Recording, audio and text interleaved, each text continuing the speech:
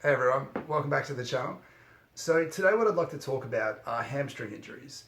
So whether that's a pulled hamstring, a hamstring tear, a hamstring strain, whether that's a hamstring tendon injury or a hamstring tendonitis, can be anything to do with hamstring injuries. As a physical therapist, I get asked a lot just the simple question of how hamstring injuries occur. And the way that we look at it, I think, is a little different to how we should be looking at it. In my experience, and this may sound strange, but it seems to be the case, is that every single hamstring injury, every single hamstring tear, every single hamstring strain, and all other hamstring issues should be considered a back issue first until proven otherwise. And what I mean by that is, clinically, what we see with hamstring injuries or hamstring tears is that low back dysfunction pulls function from the hamstrings and sets them up to fail when they do. So whether you're playing an athletic sport, whether you just bend and twist and something goes wrong, or you have an accident and you suddenly hurt your hamstring in the moment, what's really important to understand about hamstring tears are that the moment that it happens is the last straw. It's not the start of something brand new, even though it feels that way. So if you are running or sprinting and you feel your hamstring ping or your hamstring tear or pop, it's very easy to feel like that was the moment that it failed. And it is the moment that it failed, but you didn't go from being perfect to injured in that moment. You went from slightly less dysfunctional to slightly more dysfunctional, and that was the threshold that your hamstring tissue could no longer tolerate. So I think I see this a lot, particularly with my, as an Australian, my country's home sport of AFL football. We have a really high number of hamstring injuries in that sport. And those hamstring injury rates haven't shifted over the last 10 to 12 years, despite us being better at rehab. Modern medicine has, advanced a lot in terms of rehab. Strength programs are better.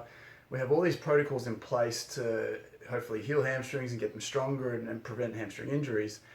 But the ultimate reality is that hamstring injuries are still very common, and we haven't necessarily chipped into those injury rates as much as we would like to. And I think the reason for that particularly is that as a profession or as an industry, we tend to look at hamstring injuries as a failure of the hamstring in isolation, where we think that your hamstring wasn't strong enough, maybe it wasn't loose enough, maybe there was something else going on in the hamstring that caused that to fail.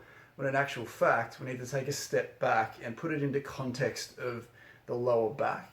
And once we do that, I think we'll see more easily why hamstrings occur and also what we need to do to stop them from coming back. So if you'd like to hang around to the end of the video, I want to make sure that I'll show you a quick test that hopefully highlights how important the role of a good functioning spine is in hamstring function.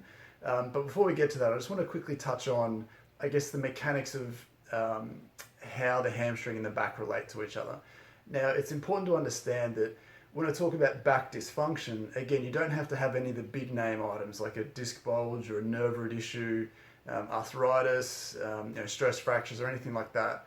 From what I see clinically, all you need to have is stiffness, tightness, and deactivation, or not poor core strength, but poor activation of your core muscles. And why this is so important, and it's a fundamental element that we see with a lot of lower limb injuries.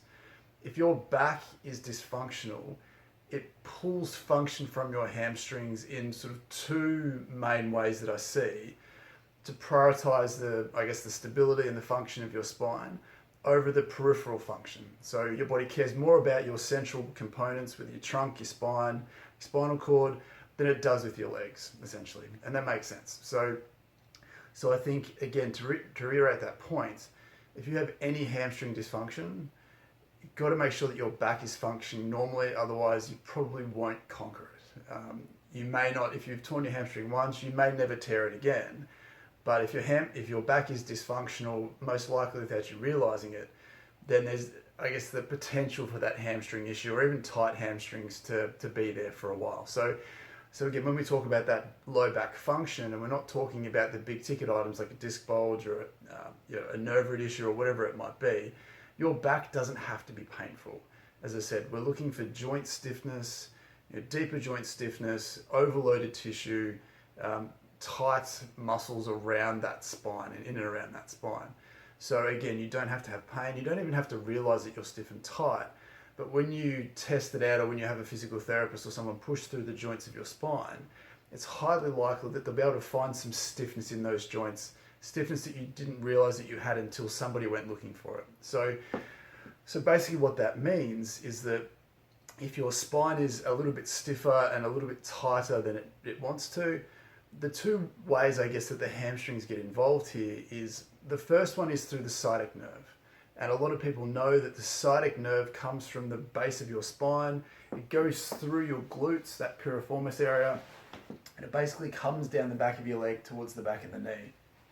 And why this is really important is that if the area that your sciatic nerve originates from becomes tight and stiff, it's kind of like winding up that nerve a little bit. So if it's stiff and tight, instead of that nerve being able to floss freely sort of out of the spine and down through the muscles and the tissues of your hips and legs, it all of a sudden becomes more taut. So there's more neural tension in the system. And from what I find clinically, what your body tends to do is, once you pull some of that neural slack out of the hamstrings become tighter to help support that dysfunction. So if you're someone who constantly has tight hamstrings, it's not that your hamstrings are naturally tight or they just happen to be tight for whatever reason. They're tight because, without you realizing it, your back has asked them to be that way. So that increased neural tension can create some extra tightness around that nerve, or in and around the areas that the nerve passed through, and it sort of increases that resting tension through your hamstrings. So if you then take those tightened nerves, tightened tissues into something dynamic like sprinting or kicking a ball or something like that, or overstriding, for example, then your body has less of a buffer or a lower threshold to pain and injury. So we often see that neural tension is increased, and then the muscle becomes torn, or you pull that muscle, strain that muscle, or if it's significant, you can rupture that, or can rupture the tendon, or pull the hamstring tendon from the bone. Whatever it is that tends to happen, that increased tension tends to be there potentially beforehand. So that's number one, that increased neural tension. The second one is an interesting one, and this is what I want to highlight, because it's probably easier to show you this than it is to say it, but we'll talk about it first just to see. The second thing that tends to cause hamstrings to become dysfunctional is decreased stability or decreased activation of the muscles around your spine. So again, your body prioritizes the support and the stability of your central components, that central spine, to the detriment of the tissues around it. So what we tend to find is, if your core muscles don't activate well, and again, this is a different conversation to core strength. Core muscles need to be able to kick in at the right time and to kick in at the appropriate moment, as well as having that power and that brute force and that brute strength as well.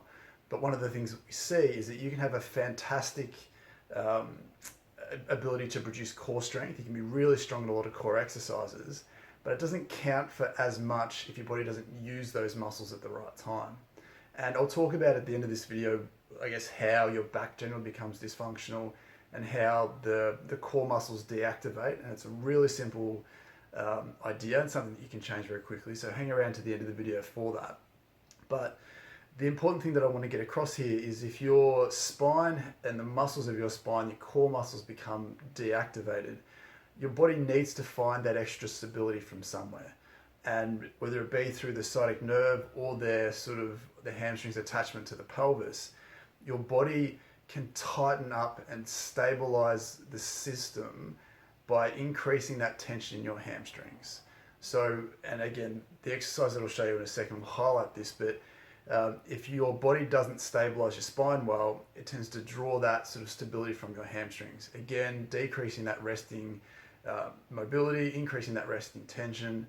So if you've got some neural tightness and some stability issues through your spine, then it just increases that potential for a hamstring injury. And I think the reason why this is missed so much is that those two features don't necessarily have pain or covert dysfunction attached to them. Yes, you may feel tight, but we don't register that as a threat. A lot of people feel tight and we don't necessarily worry too much about that, even though we know that we probably shouldn't be. So if your back doesn't hurt, if you don't feel anything going wrong there, there's literally no reason for a lot of people to go looking for it. But what we find is that when you do go looking for that, we can start to increase the function of those hamstrings and decrease the risk of pulling a hamstring, tearing a hamstring, straining a hamstring, tendon stays safe, all the things that tend to go wrong with that tendon.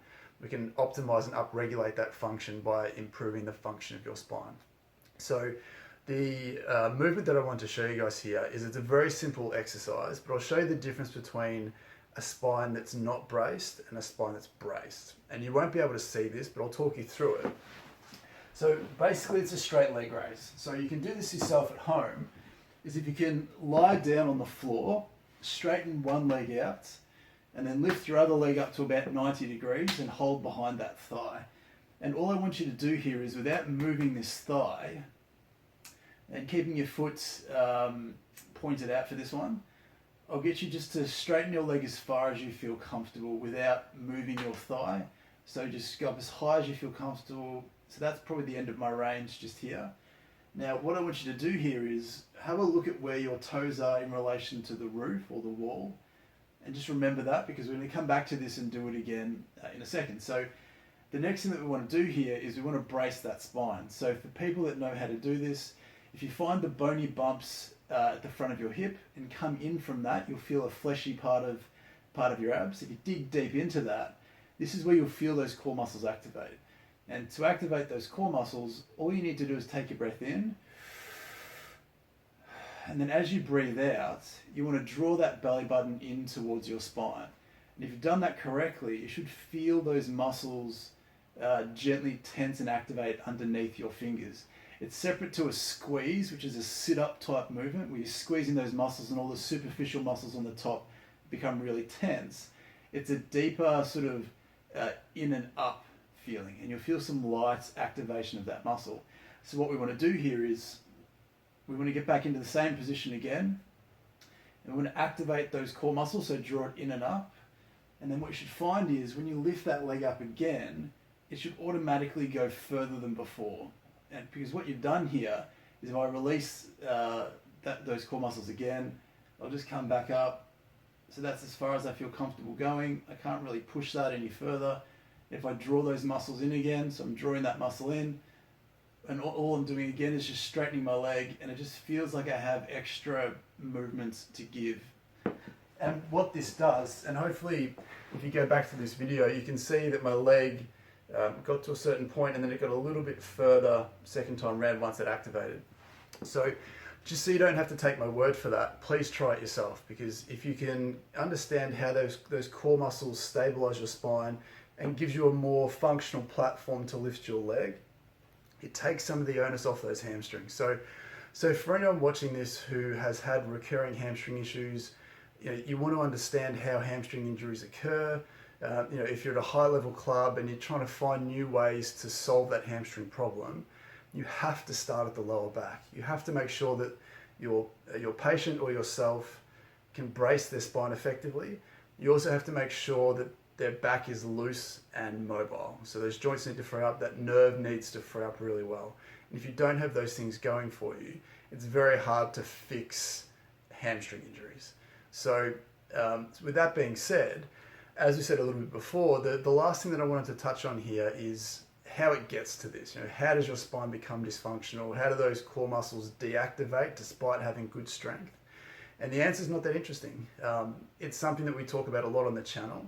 But one of the most important things to understand about hamstring issues and the role of the back in determining those hamstring issues is that poor sitting shapes are significant. If you sit in a bad shape often enough and for long enough, you're going to set your hamstrings up to fail, full stop. What we see with a lot of young athletes, we still spend a lot of time, particularly elite athletes, you can spend most of your week training and getting fitter and stronger, but when you're not training and getting fitter and stronger, we need to figure out what positions you're putting your back into. So if you're someone who works a lot sitting at the computer, if you are a younger athlete and you spend a lot of time playing Xbox, or you're hammering through Fortnite at the moment, any length of time that you're spending in a bad shape increases the load wherever that hinge goes. So if you sort of sit back in the chair and you're hinging through your back, it increases the resting load through your spine. and it asks those tissues to toughen up, to get stiffer and tighter to cope with that load. Without you realizing, without you asking that to happen, that's what happens. The other thing is, in those relaxed slashy postures, you're not using your core muscles, or many muscles for that matter, to hold you in a good position. Most of the time you're just resting on the passive tension of your joints, of your deeper soft tissues like your capsules. You're not actively holding yourself in a good position, which is the whole reason why we slouch, to be fair, to take that pressure off.